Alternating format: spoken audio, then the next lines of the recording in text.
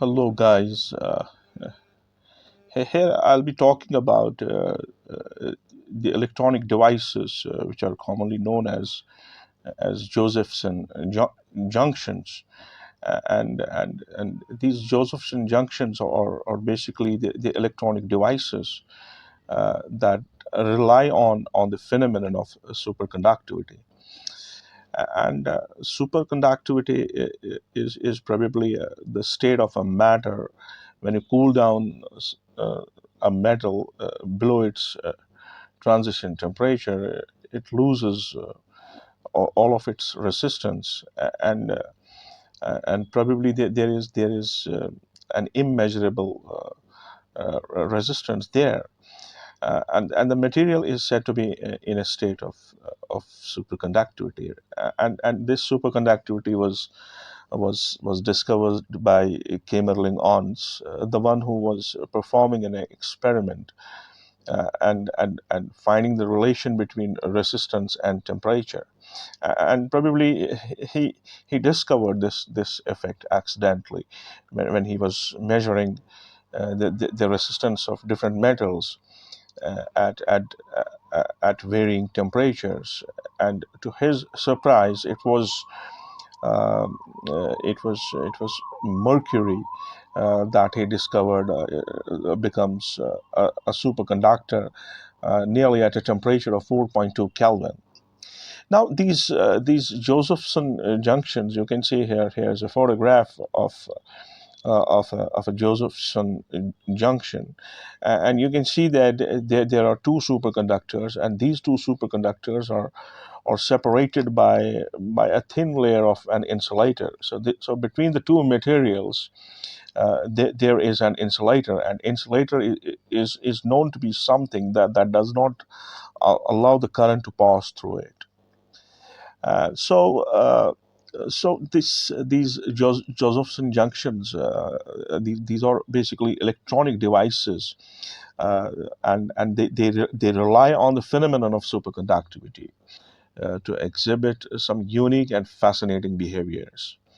And they consist of two superconducting materials. You can see here in this diagram, and they are separated by a thin insulating, this gray kind of thing here. It's a thin insulating barrier separating the two superconductors, typically made of an insulator or a very thin layer of a normal non-superconducting material. So now let us try to explore the working of this Josephson junction stepwise. Try to understand. To start with, what is most important here is what is superconductivity. And superconductivity is a quantum phenomenon, and this superconductivity is observed in certain materials when they are cooled down to some critical temperature. And below that critical temperature, these materials they lose all of their electrical resistance, allowing the electric current to flow through them without any dissipation of energy. See, the miracle is here that there is energy going on in the material, but this energy is not lost, and that's what makes these superconductors very fascinating. And what are the carriers of these superconductors is we have already talked in some lecture before that there are under the circumstances below the transition temperatures, these electrons that are there in these materials, they undergo a transition where the attractive force happens to be more impulsive than that of the natural repulsive force due to the two electrons. So two electrons make up a pair, and that pair is called as Cooper pair. So this Cooper pair is as a whole behaves as a boson in these superconductors. Now, what about these Josephson junctions? Suppose I have a Josephson junction, and we apply the potential difference, or we bias it across the junctions. Cooper pairs of the electrons in superconducting material, they they can tunnel from one superconductor to another superconductor. So these Cooper pairs, these are bound pairs of electrons, and they are certainly formed due to electron phonon electron interaction uh, in superconductors.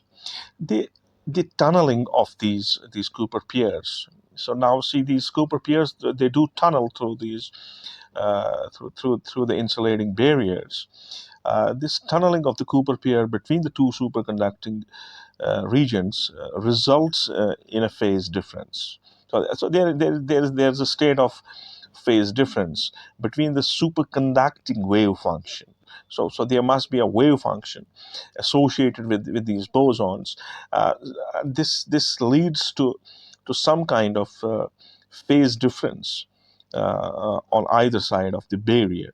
This phase difference is denoted by phi, as we know it in a very traditional way.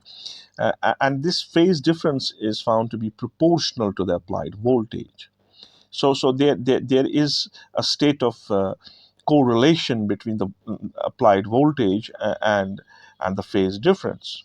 Now, when the phase difference changes with time, the tunneling of the Cooper pairs generates an electric current. So there is the generation of electric current due to the phase difference. And this phase difference comes in action only because of the quantum mechanical tunneling of these Cooper pairs.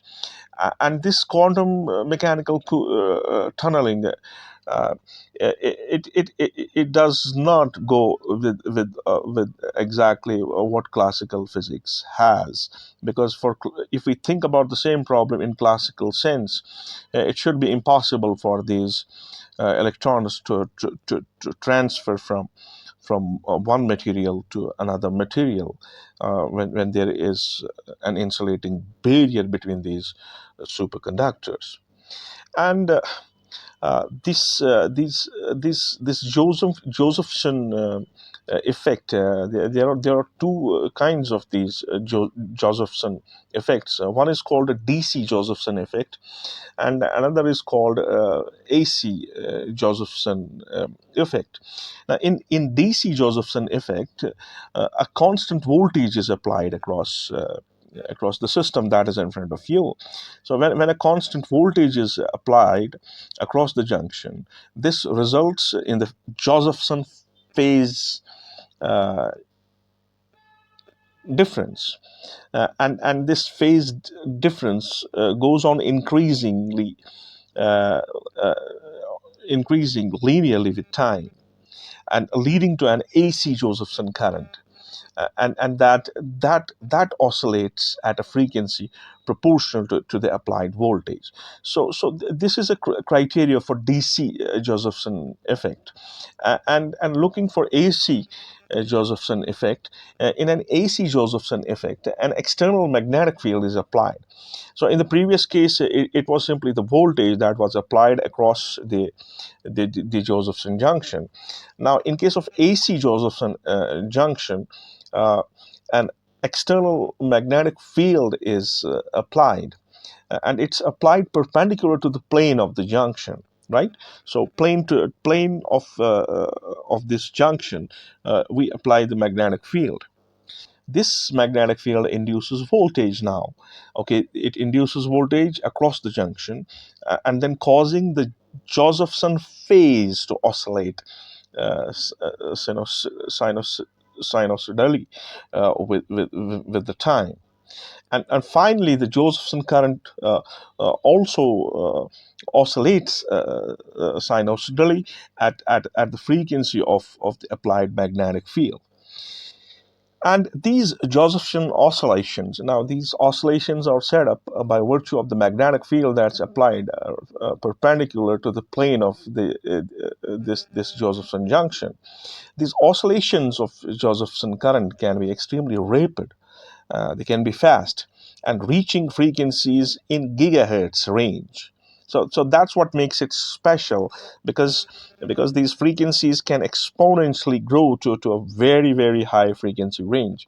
These Josephson oscillations have been utilized in various applications, including highly sensitive detectors of microwave radiations, and precise voltage frequency standards. So acting as pure sensors to detect the microwave radiations, or some minute voltages that have to be precisely standardized or calculated. These Josephson junctions find applications in quantum computing and as qubits, quantum bits, due to their coherent behavior. So the behavior they have, because in a quantum computer, there is an important condition of coherent behavior that should be exploited, and that way these Josephson junctions find an application in quantum computing as qubits. And superconducting quantum interference device, also known as SQUIDs, SQUIDs. These devices are based on Josephson junctions, and they are used for highly sensitive uh, uh, uh, magnetic field measurements. This is the application of these superconducting quantum interference devices. They are also employed in metrology and precision voltage standards and advanced electronic devices. And to conclude this talk, these Josephson junctions, they rely on the remarkable properties of superconductivity to demonstrate unique quantum effects. The tunneling of Cooper pairs between the two superconductors, separated by an insulating barrier, results in the Josephson effect, leading to the generation of Josephson currents. Now, these junctions have significant practical applications, including in quantum computing, which is everybody is waiting for the day when these quantum computers are practical.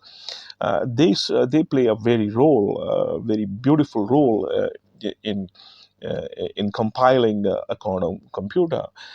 And magnetic field sensing and precision metrology, these are other applications of these Josephson junctions. And to be honest, there is a continuous exploration of Josephson junctions that holds to the promise of further advancements in